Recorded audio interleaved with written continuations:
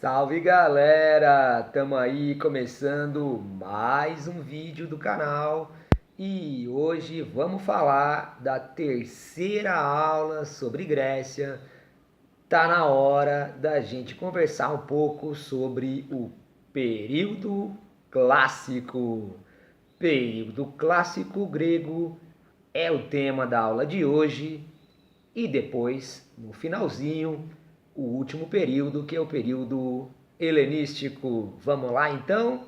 Gente, eu tinha falado no final da aula passada sobre a formação da democracia grega, tinha falado lá da polis, Esparta, Atenas. Era mais ou menos ali o final do século VI antes de Cristo.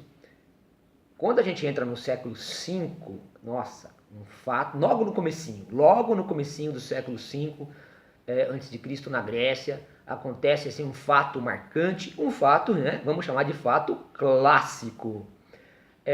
O Império Persa, gente. Lembra do Império Persa? O Império Persa ele estava em grande expansão, com Dario I.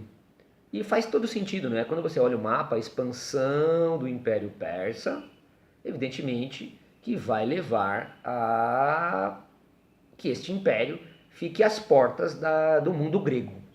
Pensando o mundo grego como a Grécia, a Península Balcânica, mas também o mundo grego das diásporas, né? Já bordejando com cidades-estado a Ásia Menor. Então, essa Ásia Menor, já grega, ela vai sofrer, evidentemente, da expansão do Império Persa. Feita então no começo do século, nos primeiros momentos do século V a.C., pelo imperador Dario. Então eles vão lá, conquistam Mileto. Mileto é uma cidade jônica. E os caras de Mileto vão pedir ajuda, já que são jônicos, para Atenas. Então Atenas vai fazer uma interferência nessa invasão e o Dario vai usar deste fato para declarar a invasão da Grécia inteira. Bom, eles vão desembarcar na Península Balcânica, os caras persas, chefiados por Dario I, em Maratona. Maratona fica a 40 quilômetros de Atenas. Portanto, os atenienses já estão espertos ali para tentar repelir a invasão persa sobre a Península Balcânica. E aqui acontece um fato extremamente clássico, né? O general ateniense era chamado de Milcíades, né? E Milcíades ele pediu a Fidípides, que era um dos soldados dessa guerra, para que ele corresse até Esparta, isso dá cerca de 200 quilômetros, para pedir ajuda aos espartanos. Só que os espartanos recusaram a ajuda, alegando que eles estavam vivendo feriados religiosos e que só depois do fim dos feriados eles poderiam ajudar. Então o menino Fidípides, na história clássica, mítica, correu os 200 quilômetros até Esparta, depois mais 200 quilômetros para avisar o Milcíades, lá em Maratona, que os espartanos não iriam vir porque eles estavam vivendo feriados religiosos. Então, aí que acontece a famosa Batalha de Maratona, em 490 a.C., quando, inesperadamente, a maioria, né, dos soldados persas são repelidos pelo Milcíades de Atenas. Famosa Batalha de Maratona. Vitória dos atenienses. E acontece ali um fato espetacular, né? Muito lembrado por todos. O menino Fidípides, amando mais uma vez de Milcíades, vai correr até a cidade de Atenas para avisar da vitória, a espetacular vitória que os atenienses tiveram na guerra. E aí a diferença, né, a distância de Maratona até Atenas são 40 quilômetros. Até hoje, né, em homenagem, em lembrança à Batalha de Maratona, correr aproximadamente 40 quilômetros, se chama maratona. Dizem que o soldado Fidípides chegou em Atenas e disse: Atenienses, alegrai-vos, pois vencemos. E caiu morto logo a seguir. Esta é a mitologia. Muito legal, né? Bom, passou 10 anos, passou 10 anos. Bom, teve então a primeira guerra, essa que eu acabei de citar, né? Os persas tentando invadir a Grécia. Só lembrando, né? Os gregos chamavam os persas de Medos. Medos. Lembra? Pérsia conquistou a Média. Então foi o Ciro, né? Ciro I, o Grande, no século VI a.C. Então, os gregos chamavam os persas de os medos, e essas guerras, essas tentativas de invasão, foram chamadas genericamente de guerras médicas. Então, acabou essa primeira guerra médica, e aí passou 10 anos. O filho de Dario chamava-se Xerxes. Então, Xerxes planejou a segunda invasão. Ele teve uma tática diferente, a tática de enviar representantes, né, de Xerxes às cidades-estado gregas, propondo uma paz, ou melhor dizendo, né, uma submissão dessas cidades ao domínio de Xerxes. Logicamente, a submissão recusada por todas as cidades. E isso faz explodir uma guerra. Mais uma vez, a situação foi interessante pensando sobre Esparta. Os éforos, os que mandavam em Esparta, mais uma vez anunciaram os feriados e que os exércitos espartanos só poderiam participar das guerras contra os exércitos de Xerxes após os feriados. E isso irritou muito um dos reis de Esparta, que era o Leônidas. E o Leônidas então chamou os 300 principais soldados, né, um comando avançado, vamos dizer assim, dos soldados lá de Esparta, e eles foram até as Termópilas. É o famoso episódio dos 300 de Esparta nas Termópilas, onde os exércitos de Xerxes estavam desembarcando. Na real, o que o Leônidas queria era atrasar o desembarque, porque isso daria tempo de acabar o feriado lá em Esparta, e aí o exército espartano todo poder batalhar, e as outras cidades também gregas conseguirem se organizar para repelir o avanço do Xerxes. E foi o que aconteceu, né? O Xerxes derrotou os 300 de Esparta e os coligados lá, que se juntaram aos espartanos nas Termópilas, mas depois nas demais batalhas todas, né, os persas foram derrotados, especialmente em Micale, Batalha de Plateia e a principal batalha, que foi a Batalha Naval de Salamina, onde o ateniense Temístocles acabou derrotando a frota naval do Xerxes da Pérsia, e a solução do Xerxes foi recuar e voltar lá para a Pérsia. E nessa segunda guerra médica, fim da segunda guerra médica, mais uma vez os persas não conseguiram conquistar a Grécia. Detalhe muito importante, nessa batalha naval de Salamina, embora a frota naval ateniense tenha derrotado os persas, a cidade de Atenas foi incendiada. Muito importante saber isso, tá bom? Bom, aí acabou a segunda guerra médica. Atenas faz o seguinte: ela cria uma confederação de cidades, né, uma liga de cidades gregas, exatamente com essa desculpa de se organizar melhor para uma possível terceira invasão dos persas. Aí a cidade de Atenas meio que submete as demais cidades. Logicamente ela está vindo de grandes vitórias, né, contra os imperadores persas. E aí ela recolhe impostos e tributos das demais cidades e deposita esses tributos na chamada Ilha de Delos. Por isso é chamado essa liga de cidades de Liga de Delos. Entretanto, os persas não retornaram mais diretamente ao ataque sobre a Grécia. E você vai se lembrar que Atenas tinha sido incendiada. É nesse momento, então, que Atenas usa do seu poderio da Liga de Delos para pegar aqueles tributos e reconstruir a cidade. Agora em mármore e ouro. Nesse momento, quem governava Atenas era um governante chamado Péricles. Tanto que os historiadores chamam, né, esta época de século de Péricles ou século de ouro, porque é o auge do domínio ateniense, é o auge, né, da hegemonia ateniense sobre o mundo grego. É auge da filosofia, é auge da democracia, né? Até surgiu uma lei para que as pessoas pobres possam participar do sistema democrático, dos cargos. Houve então haver um auxílio financeiro até para as pessoas pobres, o que a gente chamaria hoje, né, de salário, não é esse o termo, né? Chamava-se mistoforia. Bom, então é o auge da democracia no século de Péricles, é o século de ouro.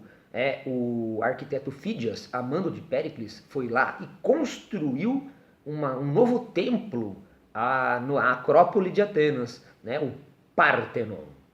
E só que, evidentemente, todo mundo está manjando aqui, todo mundo está percebendo que está acompanhando a explicação, que a cidade de Esparta não gostou nada disso. Saiu logo da Liga de Delos e formou uma liga concorrente, a Liga do Peloponeso. Lembra a localização de Esparta? Peloponeso. Liga do Peloponeso versus, Liga do Peloponeso versus a Liga de Delos. Nós temos as guerras do Peloponeso. A disputa pela hegemonia do mundo grego entre os atenienses, que gozam nesse momento da hegemonia, contra os espartanos. Essa guerra vai durar praticamente os últimos 30 anos do século V a.C. E a vitória final coube a Esparta. Por isso que a hegemonia era ateniense do mundo grego, mas quando a gente está entrando no século IV a.C., a hegemonia passa à cidade de Esparta. Então Esparta tem hegemonia. Porém, não por muito tempo. Aparece o líder Epaminondas.